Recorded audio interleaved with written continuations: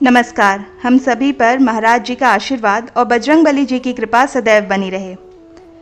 आप पर ईश्वर की कृपा है और आपके जीवन में अब अच्छा समय आने वाला है। इस बात का पता आपको कैसे चल सकता है?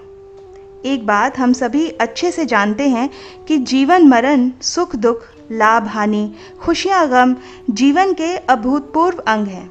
सभी महत्वपूर्ण हैं। जहाँ मान ज़रूरी है वहाँ अपमान भी ज़रूरी है। सुख है तो दुख है। सब एक ही प्रणाली का हिस्सा हैं। निश्चित तौर पे समय वो सबसे शक्तिशाली हथियार है जो एक चक्र की तरह चल रहा है और अंत में सुख और दुख सब तरीके के समय हम पर आने वाले हैं, कभी सकारात्मक कभी नकारात्मक। इस बात को अच्छे से हमें समझना है। फिर भी हमारा मन ये उम्मीद करता है कि अच्छा समय अगर आने वाला है तो हम ये कैसे जान सकते हैं, हम ये कैसे पता चल सकता है। तो नारद मुनि जब बैकुंठ धाम गए तो उन्होंने भगवान श्री विष्णु जी से इन्हीं संकेतों के बारे में पूछा था। भगवान श्री विष्णु जी ने उन्हें बताया कि वो मनुष्य के पास ऐसे संकेत भेजते रहते हैं जिससे आने वाले समय के बारे में हमें थोड़ी बहुत जानकारी मिल जाती है, हमें थोड़ा बहुत अनुमान लगता रहता है। प्रकृति के द्वारा, पशुओं के द्वारा, शुभ संकेतों के द्वारा और परमात्मा के भक्तों के द्वारा हमें ऐसे कुछ संकेत दिए जाते हैं।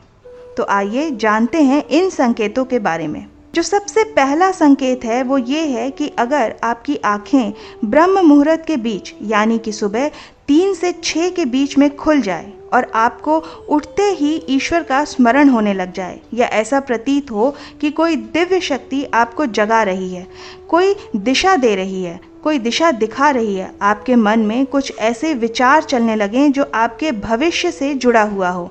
अगर ऐसे विचार चल रहे हों, अगर आपको लग रहा है कि कोई आपको दिशा दिखा रहा है, रात में जो सपने आपने देखे हैं और उसके बाद जब आप सुबह उठें तो जो मन में आपके भाव आ रहे हों वो तरक्की के आ रहे हों, सकारात्मक आ रहे हों, तब निश्चित तौर पर ये समझ लीजिए कि कामयाबी के नए द्वार आपके लिए खुलने वाले हैं। जीवन की योजनाएं मिलने वाली हैं और ईश्वर स्वयं आपका समर्थन कर रहे हैं। कोई दिव्य शक्ति आपके साथ है।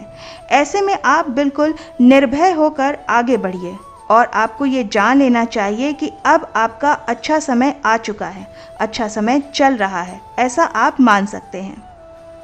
अब आते हैं दूसरे संकेत पर। दूसरा जो संकेत है वो ये है कि कभी कभी आपने अनुभव किया होगा कि आपका मन बिना किसी कारण के ही प्रसन्न हो जाता है, चेहरा एकदम खिला हुआ रहता है और मुस्कुराहट उस पर स्वतः ही आ जाती है। ये संकेत भी बताते हैं कि आपके जीवन में खुशियाँ दस्तक देने वाली हैं, जिससे आप सदैव ही प्रफुल्लित रहेंगे। ऐसे समय में आप जिस चीज़ के बारे में सोचेंगे उस चीज़ के बारे में आपको खुशखबरी ज़रूर मिलती है।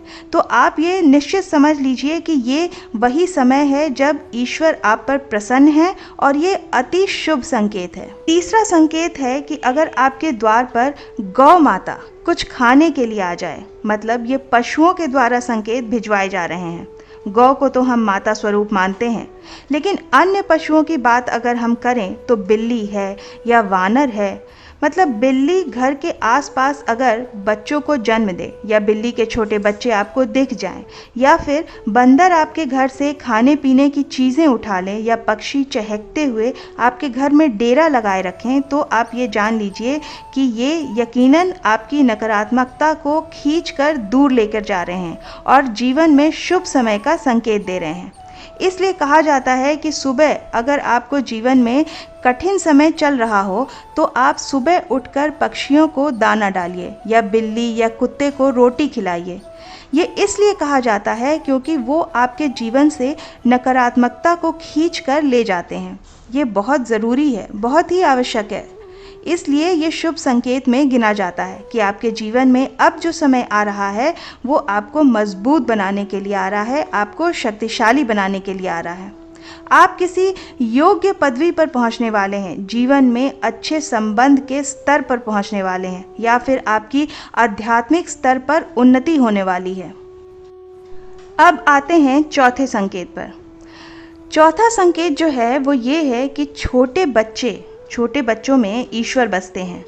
ऐसा हम सब मानते हैं कि अगर कोई छोटी कन्या या छोटा शिशु, कोई छोटा बच्चा अगर आपको देखकर बार बार मुस्कुराए या आपके घर में उनका आना हो, चाहे अपने चाहे किसी और के ही सही, लेकिन आपके आंगन में खुशी से वो बच्चे खेलें और आपके साथ उनको खुशी का अनुभव हो, आपको देखकर वो बच्चे मुस्कुराएं, तो ये बहुत ही शुभ संकेत माना जाता है। ये संकेत ये भी दर्शाते हैं कि आपका जीवन जो है वो नई खुशियों से भरने वाला है, आपके जीवन में कुछ नए रिश्ते जुड़ने वाले हैं और इसी प्रकार परमात्मा की कृपा आप पर बहुत बरसने वाली है। बच्चों के रूप में ईश्वर मुस्कुरा रहे हैं, तो उनकी मुस्कुराहट की आप कदर करिए।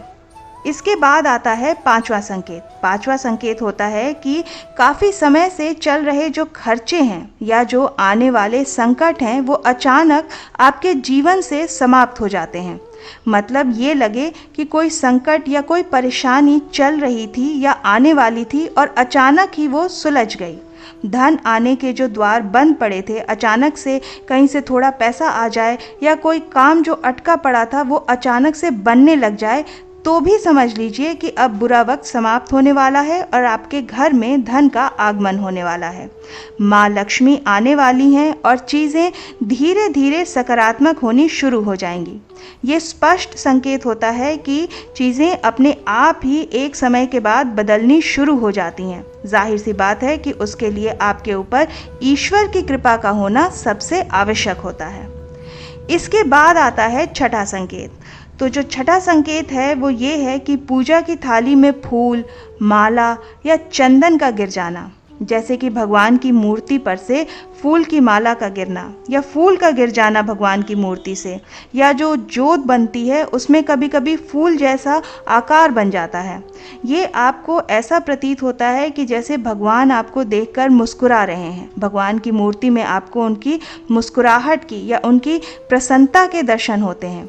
या फिर घर में कोई प्रिय अतिथि का आगमन हो रहा है, घर में चांदी या सोने का किसी रूप से आगमन हो रहा है, या स्त्रियों का बायां अंग या फिर पुरुषों का दाहिनी तरफ के अंगों का फड़कना, ये भी बहुत शुभ माना जाता है। इसका मतलब यही है कि ये प्रकृति आपको संकेत दे रही है कि आपका मुश्किल समय अब समाप्त हो चुका है और शुभ समय आपके जीवन में आ रहा है। तो जीवन में एक खुशी, एक प्रसन्नता, एक सकारात्मक ऊर्जा प्रवेश कर जाती है और ये बहुत ही ज़्यादा शुभ होता है।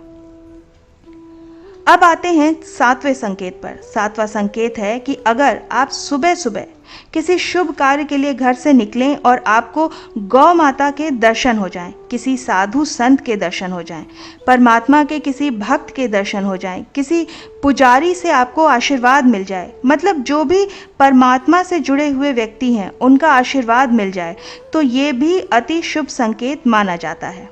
इसलिए जब भी आप घर से निकलें तो अपने बड़ों का आशीर्वाद लेकर के ही निकलें। ये बहुत ही शुभ होता है। ऐसा होना ही चाहिए कि हम घर से उनका आशीर्वाद लेकर ही निकलें।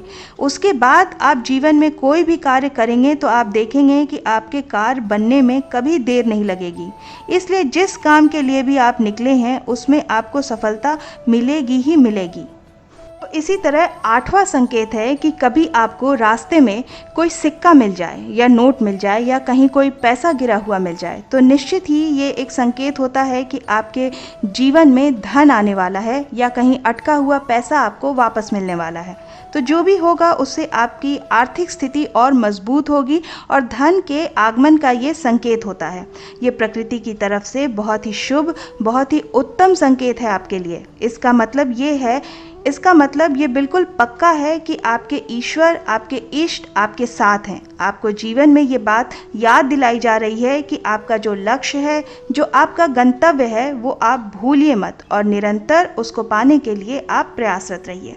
इस तरीके से ये संकेत कहें या ईश्वर का कोई इशारा समझ लें, इसका मतलब होता है कि आपके साथ परमात्मा के दिव्य शक्ति मौजूद है। आप जहाँ भी जाएंगे, जो भी आप करेंगे, आपके साथ दिव्य संकेत चलते रहते हैं। ऐसा समय जब आता है आप ईश्वर के प्रति समर्पित हो जाते हैं और हर वक्त आपको उनके साथ का अनुभव होता है। और इससे ज़्यादा मनुष्य को और क्या चाहिए, यही सबसे बड़ी बात है। तो वो जो खुशी है वो सबसे अद्भुत होती है। मैंने ये जो बिंदु, जो संकेत आज आपको बताए हैं, वो सबके लिए हैं, ताकि आपको ये एक आशा मिल सके कि अब जीवन में दुख टल गए हैं और शुभ समय का आगमन होने वाला है, तरक्की का समय आने वाला है। ऐसे समय में नए कार्य, नए शुरुआत, नए संबंध, नए लोगों से मिलना जुलना और नए काम शुरू ज़रूर कर लेना चाहिए, क्योंकि जब समय अच्छा होता है तो जो भी काम आप करेंगे उसमें आपको परिणाम भी अच्छा ही मिलता है। तो मैं उम्मीद करती हूँ कि इस अंक से आपको अवश्य कोई ना कोई सहायता ज़रूर प्राप्त होगी। हमारे गुरुदेव, हमारे इष्ट श्री गुरुदेव महाराज जी श्री नीम करोली बाबा जी से अपनी मन की बात कहने के लिए, उनको अपनी अर्जी लगाने के लिए आपको क्या करना चाहिए, ये जानने के लिए आप हमारा कल का वीडियो क्लिक कर कर ज़रूर देखिएगा। आशा करती हूँ कि आज का ये अंक आपकी साधना में और महाराज जी की भक्ति में सहायक सिद्ध होगा। इसी प्रार्थना के साथ मिलते हैं अगले अंक में।